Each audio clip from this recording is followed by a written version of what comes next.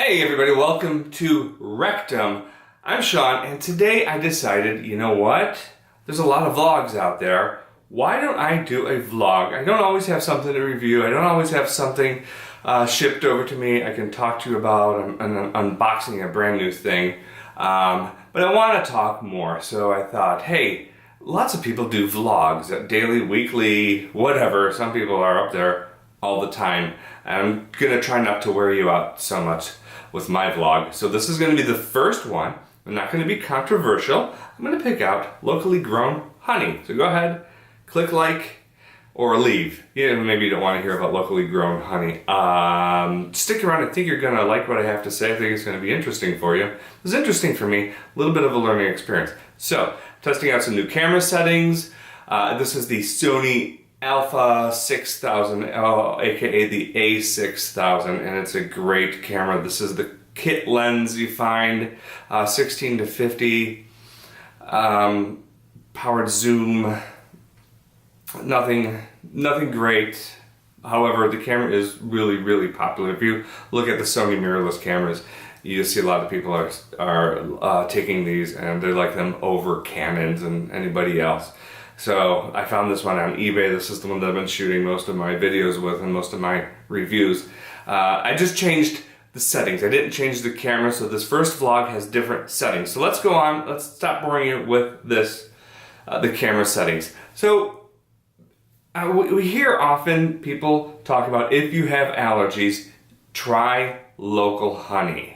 And it has the pollen in it. If you're allergic to the pollens and the springtime allergies, if you have local honey, you will somehow acclimate your body, or it'll be accustomed to the honey or the pollen, and you get a nice dose of honey in your coffee in the morning or whatever, and it will alleviate your allergy symptoms. I don't know about this. I've done the reading, and there's no real conclusive research, and local honey is not putting allergists out of business. So, you know, for me, I have allergies, and I got this late in the year. This is summertime. I think you need like 8 weeks prior to allergy season to get the honey on board. So, let's talk about local honey versus regular honey. I'm at a party, a little get-together with some coworkers, and this woman I worked with for a decade, she brought her husband along. I've never met him. Nice guy. Talked to him for a little while. She went to the car and she came out with a case of ball jars full of honey. Jars of honey to give to everybody at the party. And turns out he is a beekeeper. It's his hobby. He likes to keep bees. He's got a couple of different properties with beehives, and was telling me this is mesquite honey and just different colors, a little bit different flavors, and I wound up shooting the breeze with him for a while and picked up more bottles or more jars of honey, and it's delicious. My wife liked it, the kiddos, they like it, everybody likes it. We did a taste test where we threw away the store-bought honey, the organic Kirkland honey in the teddy bear. Tastes good. I thought, hey, this stuff tastes pretty good, I like it. No. When you are at, I find it at Ace, when you're at a store and you see local honey from local beekeepers, pick it up. It's gonna be thick. This stuff is thick like, it's a little thinner than toothpaste, and sweet. It has a totally different flavor. It's really good. Let's turn the camera around like I do with my reviews, and I'll show you locally grown honey. And trust me, in this video, no honey other than the store-bought stuff is wasted. I'm gonna eat the teaspoon of honey.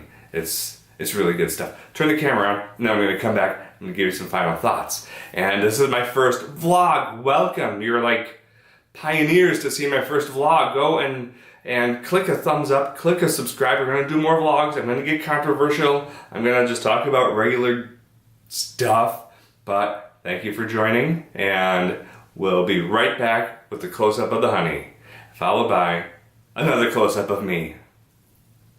All right, welcome back. Thanks for sticking around while I do the close-up of the honey. Now, let's start with my favorite, the locally farm-raised honey.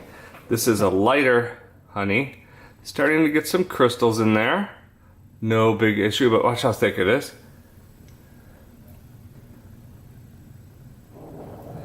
Now I'm boiling some to make it flow faster, make it make it less viscous or thinner. And here's a jar. It's in boiling water. Now after you boil it to get out all the crystals, it is more of the consistency of motor oil. And this is the store-bought stuff. This is the Kirkland Organic Honey, USDA Organic, and the True Source Certified. It's a product of Brazil. Watch how thin this stuff is. It moves like the boiled honey. This is a darker batch. My beekeeper buddy doesn't know why it's darker. Can't really explain the darkness. He thinks it's from some different mesquites. Now, honey is kept. The reason this is so thick is honey is harvested at about 18%, give or take 2% moisture content. And how the beekeeper knows when it is at the 18% moisture content is the bees will seal the cell. One honeycomb is made up of, I don't know, hundreds, maybe thousands of hexagonal shaped cells that the bees use to store honey. I think their eggs go in there as well. When the time is right, the bee will cover that open cell with wax. And when the beekeeper pulls out the cells, he or she will see all these closed off cells. And when they're at about 75% closed off, they scrape away the wax on the top and they spin it. And like a centrifuge and spin the honey out. Now, this is the clearer stuff. There's a slight difference in flavor. And I don't know which one I like better, but I do know I like them both quite a bit. I bought these jars from Amazon, these little pourer for syrup. It really makes it nice for honey. We're gonna do a taste test in a moment, but we just wanted you to see it flow out of the little jar and let you see how the store-bought stuff goes. And again, I don't know where this came from, what flowers it came from. Was it mesquite trees? Was it clover? Really doesn't tell us much about this. I know these came from mesquite. One is in Tucson and one is farther south. I think the Green Valley area of Tucson or southern Arizona. I don't know if Green Valley is still called Tucson. This is the dark stuff. It's setting up, starting to crystallize. And just for what it looks like, this is after it's crystallized. You can see the bubble in there. See it starting right by my thumb? So it still has some flow. Here is a jar I'm heating to get it back into the liquid state, no more crystallized, and get it to flow faster so I can pour it into here. And there it is. That's the dark stuff that has been heated up and allowed to dissolve the crystals. So here's kind of side by side, crystallized in my right hand, warmed up and decrystallized in my left. I had to drop that one because it's been sitting in boiling water and is quite hot. So let's move on, and we're gonna see how these flow onto a plate. First, let's try, and we'll taste test all of them. And by we, I mean just me. We're getting a little long here. I'd like to wrap this up for you. This is the clearer stuff. The yellowy or I don't know what color that might be. Let's call it yellow. So I let it flow.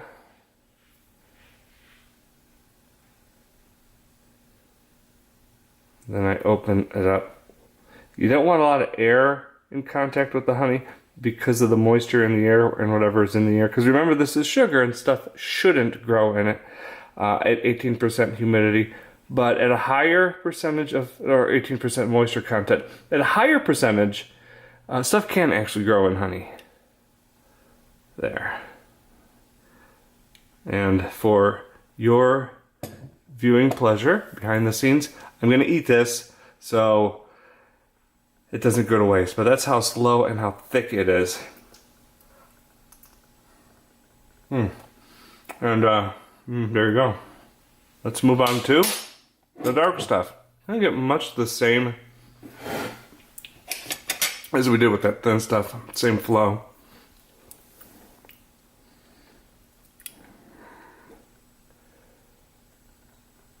Yep, here it comes. Sorry, we're gonna really speed it along when I get the store-bought stuff. That stuff is, the local stuff is really delicious. You have no idea how much I'm enjoying that little taste. There's the dark stuff. It is flowing for sure. Flowing.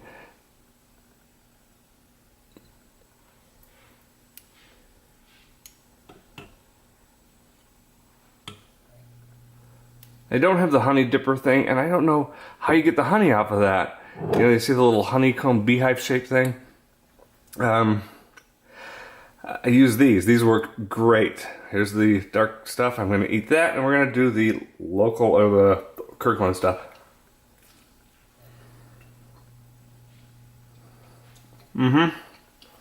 Fantastic. Kirkland. Wish me luck. And you know what? In the name of my videos, I am going to, look at that, I'm not even squeezing the bottle, that's just it flowing. I'm actually gonna try it.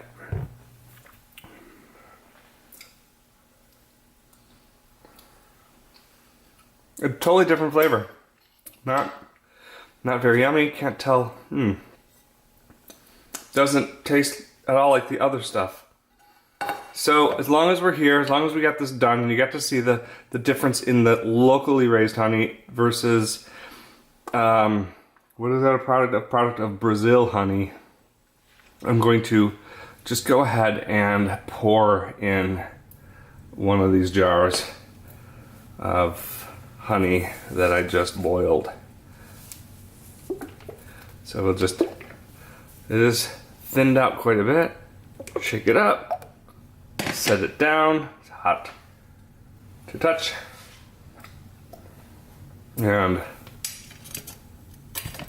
remove this lid.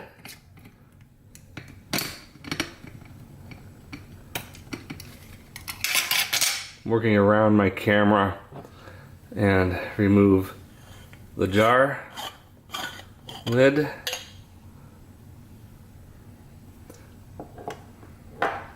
And honey has seeped out of this a little bit because you gotta loosen the cap when you're boiling it. Otherwise, you don't want to build up too much pressure in here and blow it up. So I've had the cap off, so some honey ran around the outside of the glass, and it's sticky. And then I just pour it in. That was it. Easy as can be. We have this big old thing full of fantastic local honey. Came right out of a hive. Actually, I think it's maybe half an hour from my house. So there you have it. Please click subscribe and stick around for my final thoughts on locally raised honey. Support your local beekeeper, your local business person, and enjoy some locally delicious honey. We'll see if this helps on the allergies or not. But thanks for watching, and stick around. I'll be right back. Hey, y'all stuck around. Well, what do you think? Pretty thick stuff. Anyway, I hope you enjoyed watching that. I did enjoy eating that teaspoon of honey. It's so thick.